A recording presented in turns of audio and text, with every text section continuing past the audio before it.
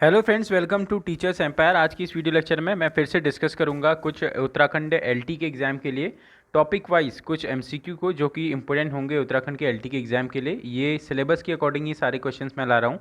ठीक है, तो चलिए पहला क्वेश्चन जो है वो है आपका उत्तम क्रिया तथा नई परिस्थितियों के साथ समायोजन करने की योग्यता को कहते हैं।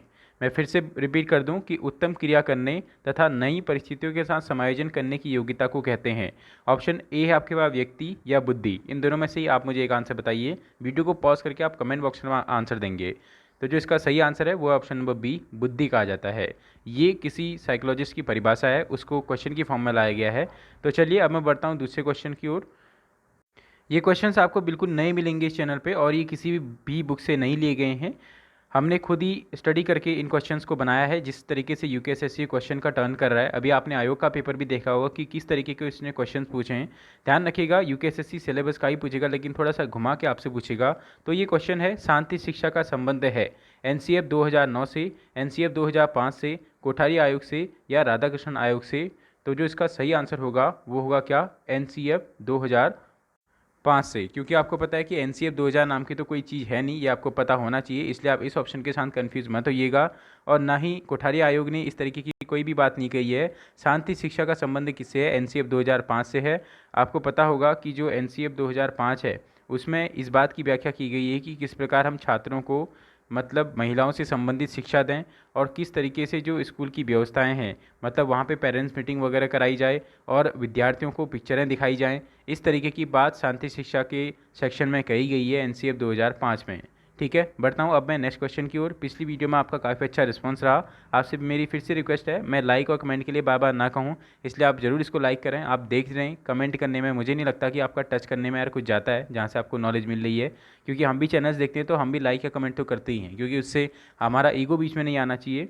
ध्यान रखिएगा, यही चीज़ों को आप लोग अगर अनअकैडमी में लेते तो आपको अनअकैडमी में कम से कम इसका प्लस कोर्स आपको 1000 रुपीज़ का पर मंथ का बैठता। और आपको यहाँ पे कंटेंट भी मैं आपको ओरिजिनल कंटेंट दे रहा हूँ, ऐसा नहीं है कि कोई चीज़ आपको विदाउट सिलेबस या सिलेबस के बाहर की दी जा रही है। इसलिए आप लाइक ज़रूर करें भाई वीडियो को। ठीक है, अब मैं बढ़ता हूँ नेक्स्ट क्वेश्चन की ओर। नेक्स्ट क्वेश्चन आपके सामने है कि शिक्षा का अधिकार अधिनियम 2009 सबसे पहले पारित हुआ लोकसभा में, राज्यसभा में, कैबिनेट की बैठक में या राष्ट्रपति भवन में।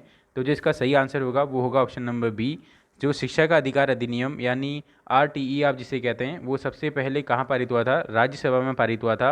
अक्सर जो अधिनियम होते हैं वो पहले लोकसभा में होते हैं, लेकिन ये वाला जो अधिनियम था शिक्षा का अधिकार अधिनियम 2009, ये पहले राज्यसभा में पारित हुआ। ठीक है, बढ़ते हैं अब हम नेक्स्ट क्वेश्चन की ओर। नेक्स्ट क्वेश्चन आपके सामने है, विद्यालय विकास योजना के गठन का प्रावधान है। विद्यालय विकास योजना के गठन का प्रावधान है। ऑप्शन है आपके पास एनसीएफ 1986, एनसीएफ 2005, आरटीई 2009 और निम्न में से कोई नहीं। तो जो इसका सही आंसर होगा वो क्या होगा आपका, आरटीई 2009। ध्यान दीजिएगा, ये जो टॉपिक हैं, जो आज के क्वेश्चन है, वो आपके सिलेबस में अगर आप जाएंगे तो आपको वहाँ पे आरटीई 2009 दिया है, शिक्षा का अधिकार अधिनियम 2009, और एनसीएफ 2005 करके भी आपको एक टॉपिक दिया है। तो इन्हीं दोनों टॉपिक से रिलेटेड ये क्वेश्चंस होंगे और इसमें हो सकता है एक दो क्वेश्चन बुद्धि के भी हों। ठीक है लर्नर्स, तो आपसे मैं फिर से कह रहा हूँ, लाइक आप जरूर करें वीडियो को, कुछ ना कुछ कमेंट के माध्यम से बताते रहें कि आपको और किस तरीके से हम इसका फोल्डिंग दे सकते हैं। ठीक है, तो चलिए शुरुआत करते हैं आप नेक्स्ट क्वेश्चन से। नेक्स्ट क्वेश्चन है आपके सामने कि राष्ट्रीय पाठ्यचर्या रूपरेखा 2005 में गुणवत्ता आयाम शीर्षक के अंतर्गत अधिक महत्व दिया गया है।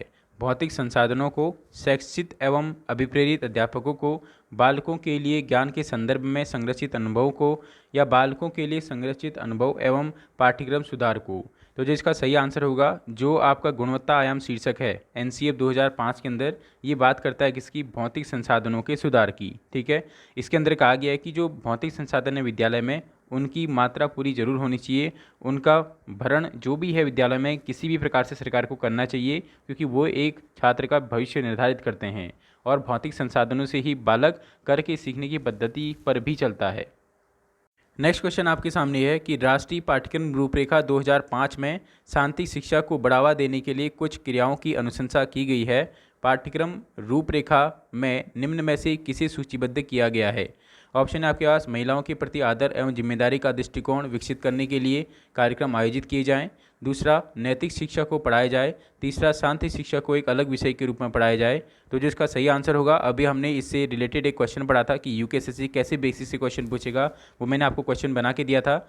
दूसरा जो आपका जो इसका सही आंसर है वो है ऑप्शन नंबर ए, कि महिलाओं के प्रति आदर एवं जिम्मेदारी का दृष्टिकोण विकसित करने के लिए कार्यक्रम आयोजित किए जाएं। फिर से कह रहा हूं, आप वीडियो को लाइक करना ना भूलें और फिर से आप कमेंट सेक्शन में ये जरूर बताएंगे कि जो शांति शिक्षा की बात किस में कही गई है। आप कमेंट के माध्यम से दोबारा रिवाइज करिए कि आरटीई अधिनियम में कही गई है या आपका एनसीएफ 2005 में कही गई है। नेक्स्ट क्वेश्चन आपका जो एनसीएफ से पूछा गया है वो है आपका एनसीएफ 2005 में कला शिक्षा को विद्यालय में जोड़ने का उद्देश्य है सांस्कृतिक विरासत की प्रशंसा करना, ये सही है। छात्रों के व्यक्तित्व और मानसिक विकास स्वास्थ्य को विकसित करना, ये भी सही है। सी ऑप्शन है केवल ए सही है या डी ऑप्शन है केवल ए और बी सही है। आप देख रहे हैं कि यहाँ पे दोनों ऑप्शन सही हैं, तो इसलिए जो इसका सही आंसर होगा वो क्या होगा, option number D. Option number D इसका सही आंसर होगा कि एनसीएफ 2005 में कला शिक्षा में विद्यालय को जोड़ने का उद्देश्य है। और मैं आपको एक बात और बता दूं, जो कला विषय है, कला विषय को अनिवार्य विषय के रूप में लगाने का प्रस्ताव भी एनसीएफ ने दिया था। एनसीएफ ने कहा था कि कम से कम कक्षा 8 तक की जो किताबें हैं वहाँ पे कला विषय को तो अनिवार्य करना ही करना चाहिए। ठीक है, नेक्स्ट क्वेश्चन जो आपके सामने है वो है कि निम्न में से कौन सा तरीका विज्ञान को समझने के लिए उच्च प्राथमिक स्तर पर उपयुक्त नहीं है। ऑप्शन ए है आपके पास वस्तुओं का प्रेषण करना व अवलोकनों का रिकॉर्ड दर्ज करना, रेखाचित्र बनाना, वास्तविक अनुभव प्रदान करना। ऑप्शन नंबर डी है अमूर्तता के द्वारा विषय को समझना। तो जिसका सही आंसर होगा, उसने पूछा कि आप ध्यान दीजिएगा, उसने उपयुक्त नहीं है पूछा है, तो जिसमें उपयुक्त नहीं है वो आपका ऑप्शन नंबर डी है कि अमूर्तता के द्वारा विषय को सीखना। हम जो आपके एब्स्ट्रैक्ट कॉन्सेप्ट के द्वारा बच्चा विषय को नहीं सीख पाता है, और आपको पता होना चाहिए कि एनसीएफ बात ही किस चीज़ की करता है, करके सीखने की बात करता है। एनसीएफ बच्चों की उस बैग के बोझ को कम करना चाहता है। वो कहता है कि बच्चे को हमेशा हमने कर की चीज़ों को सिखाना है। ठीक है, इसलिए इसका सही आंसर क्या होगा, ऑप्शन नंबर डी।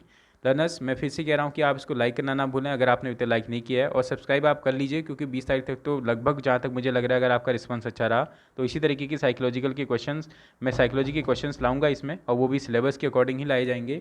तो चलिए अब मैं बढ़ता हूँ नेक्स्ट क्वेश्चन की ओर।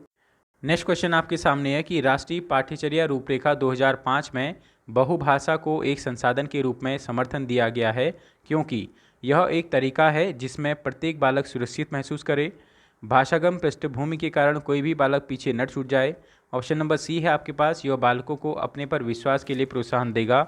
ऑप्शन नंबर डी है आपके पास इनमें से सभी। तो जो इसका सही आंसर होगा वो क्या होगा, ऑप्शन नंबर डी, यानी एनसीएफ 2005 ये बात करता है कि भाषा को हमने तवज्जो देनी चाहिए। ठीक है, अब मैं बढ़ता हूँ नेक्स्ट क्वेश्चन की ओर। नेक्स्ट क्वेश्चन आपके सामने है कि राष्ट्रीय पाठ्यचर्या रूपरेखा 2005 के अंतर्गत परीक्षा सुधारों में निम्न में से किस सुधार को सुझाया गया है। ऑप्शन है आपके पास खुली पुस्तक परीक्षा, सतत निरंतर एवं व्यापक मूल्यांकन, सामूहिक कार्य मूल्यांकन, या ऑप्शन नंबर डी इनमें से सभी। ध्यान दीजिएगा, खुली पुस्तक परीक्षा की भी बात एनसीएफ ने कही है, इसको भी एनसीएफ ने कहा है कि हाँ ये चीज़ होनी चाहिए। दूसरा, सतत एवं व्यापक मूल्यांकन बालक का हो, इसकी भी बात एनसीएफ करता है। जो तीसरा है आपके पास ऑप्शन नंबर सी सामूहिक कार्य का मूल्यांकन, ये भी सही है कि बच्चे का जो मूल्यांकन है वो सामूहिक रूप से होना चाहिए, या सामूहिक कार्यों का जो भी बच्चों ने ग्रुप में मूल्यांकन करें उनको ज़्यादा तवज्जो दी जानी चाहिए, या इनमें से सभी। तो जो इसका सही आंसर होगा वो होगा आपका ऑप्शन नंबर डी, यानी इनमें से सभी। अब मैं बढ़ता हूं आपके नेक्स्ट क्वेश्चन की ओर। अगर आपने लाइक नहीं करा तो लाइक आप ज़रूर करें, जितना हो सकता है अपनी तरफ से सपोर्ट करें। आपने खाली टच करना है यार, इस बात को देखें। अगर आप इन चीज़ों को खुद भी अगर आप कहीं से ढूंढते हैं यूट्यूब चैनल से, तो आपको 1-2 घंटे तो आपको लगेंगे ही लगेंगे, वो भी टॉपिक वाइज ढूंढने में, और ये टाइम बहुत पीक टाइम है। तो चलिए नेक्स्ट क्वेश्चन आपके सामने है कि राष्ट्रीय पाठ्यचर्या रूपरेखा 2005 में निम्न में से किस परीक्षा संबंधी सुधार को सुझाया गया है। कक्षा 10 की परीक्षा ऐच्छिक हो, विद्यालयी शिक्षा की विभिन्न अवस्थाओं पर राज्य स्तर की परीक्षा का संचालन हो। ऑप्शन नंबर सी है प्रतियोगी प्रवेश परीक्षाओं को ऐच्छिक कराया जाए। तो ऑप्शन नंबर डी है इनमें से सभी। एनसीएफ 2005 बात करता है कि भैया जो क्लास 10th है उसमें से एक तो बोर्ड परीक्षा को हटा दिया जाए, दूसरा जो विभिन्न प्रतियोगिता परीक्षाएं हैं वो आपके स्टेट लेवल पर भी आयोजित कराई जाएं। जो तीसरा ऑप्शन है ऑप्शन नंबर सी प्रतियोगी प्रवेश परीक्षा को ऐच्छिक बनाया जाए। इसका मतलब ये है कि साल में कम से कम 2 बार तो हर कोई प्रतियोगी परीक्षा हुई हो, ताकि अगर एक बार भी विद्यार्थी फेल हो जाए तो उसको दोबारा देने में सक्षम हो। ठीक है, और विद्यार्थी कोई गलत कदम ना उठाए, इसलिए ये चीज़ कही गई है एनसीएफ 2005 में। इसलिए इसका जो सही आंसर होगा option number D. Next question जो आपके सामने है वो है कि निम्नलिखित में से कौन सा राष्ट्रीय पाठ्यचर्या 2005 में ढांचे में मार्गदर्शक सिद्धांत नहीं है। निम्नलिखित में से कौन सा राष्ट्रीय पाठ्यचर्या 2005 के ढांचे में मार्गदर्शक सिद्धांत नहीं है। ऑप्शन ए है आपके पास स्कूल के बाहर से जीवन को जोड़ना, ये बिल्कुल सही है, ये तो है उसके मार्गदर्शक सिद्धांतों में। परीक्षा को अधिक लचीला और कक्षा जीवन में एकीकृत करना, ये भी बिल्कुल सही है। जो नेक्स्ट है वो है अधिगम को रटना विधि को सुविधाजनक बनाना चाहिए। अधिगम को रटना विधि को सुविधाजनक बनाना चाहिए, यहाँ पे रटना वर्ड यूज हुआ है तो इसलिए गलत होगा। नेक्स्ट है पाठ्यक्रम में केंद्रित रहने के बजाय बच्चों के समग्र विकास के लिए संबद्ध आपको पाठ्यचर्या का निर्माण करना चाहिए, संबद्ध पाठ्यचर्या प्रदान करनी चाहिए। तो जो इसका सही आंसर होगा, उसने पूछा है कि मार्गदर्शन सिद्धांतों में नहीं है, तो इसका सही आंसर क्या है? अधिगम को रटना विधि को सुविधाजनक बनाना, ये एनसीईएफ के मार्गदर्शक सिद्धांतों में नहीं है, बाकी सभी एनसीईएफ के मार्गदर्शक सिद्धांतों में है। ठीक है, नेक्स्ट क्वेश्चन जो आपके सामने है कि राष्ट्रीय पाठ्यचर्या की रूपरेखा 2005 में बातचीत की गई है। ज्ञान स्थायी है, वह दिया जाता है, से ज्ञान का विकास होता है और इसकी संरचना की जाती है। ये बिल्कुल सही ऑप्शन है। दूसरा जो आपके पास है, शैक्षिक केंद्र से विषय केंद्र होने पर, ध्यान दीजिएगा, शैक्षिक केंद्र से विषय केंद्र होने पर की बात एनसीईएफ नहीं करता है, जबकि एनसीईएफ बात किसकी करता है? विषय केंद्र से शैक्षिक केंद्र होने की बात करता है एनसीईएफ। नेक्स्ट जो आपके सामने है, विद्यार्थी केंद्रित से अध्यापक केंद्रित की ओर, ये भी आपको उल्टा दिया गया है। वो है क्या कि अध्यापक केंद्र से विद्यार्थी केंद्र की ओर होने की बात करता है एनसीईएफ। तो और लास्ट है आपके पास कि इनमें से कोई नहीं। पूछा आपसे गया था कि एनसीईएफ 2005 में बातचीत किस बारे में की गई है, कि ज्ञान स्थायी है, वो दिया जाता है तथा ज्ञान का विकास होता है और इसकी संरचना की जाती है। ये बात हुई है एनसीईएफ 2005 में। जो लास्ट क्वेश्चन मैं आपके सामने लाया हूँ, मैं फिर से कह रहा हूँ, वीडियो को आप लाइक करना ना भूलें और कमेंट में आप जरूर बताएं कि कौन से टॉपिक से मैं अभी और क्वेश्चंस लाऊं। जितने आपके कमेंट और लाइक्स आएंगे उसी के हिसाब से मेरा भी रिस्पांस रहेगा, इस बात को आप ध्यान रखिए। नेक्स्ट क्वेश्चन आपके सामने कि एनसीईएफ 2005 बल देता है करके सीखने पर, रटने पर, समस्या हल करने पर या उपरोक्त सभी। आपको पता है कि रटने पर तो बल देता नहीं है, समस्या हल करने पर भी उतना वो नहीं है। तो जो इसका सही आंसर होगा, ये काफ़ी पुराना क्वेश्चन है, तो उसका सही आंसर होगा एनसीईएफ 2005 किस बात पर बल देता है? करके सीखने पर बल देता है। ठीक है, और ये समस्या हल करने पर क्यों नहीं है? क्योंकि ये वर्ड एनसीईएफ में यूज़ नहीं किया है। समस्या के हल पर बात करता है लेकिन समस्या हल करने पर नहीं बात करता है। ठीक है, तो चलिए आज के लिए फिलहाल इस वीडियो में इतना ही। मैं कुछ और क्वेश्चंस लेके आऊँगा, लेकिन वो आपके रिस्पांस के हिसाब से। आप एक लाइक करने में प्लीज़ आप अपना ईगो मत लाइए, लाइक और कमेंट आप जरूर करें, और हो सके तो आप सब्सक्राइब करके इस बेल आइकन को जरूर दबाएं, क्योंकि जितने भी आएंगे वीडियोज़ आपको जल्दी जल्दी दिखाएं और आपको सर्च ना करना पड़े इस चैनल को। Thank you.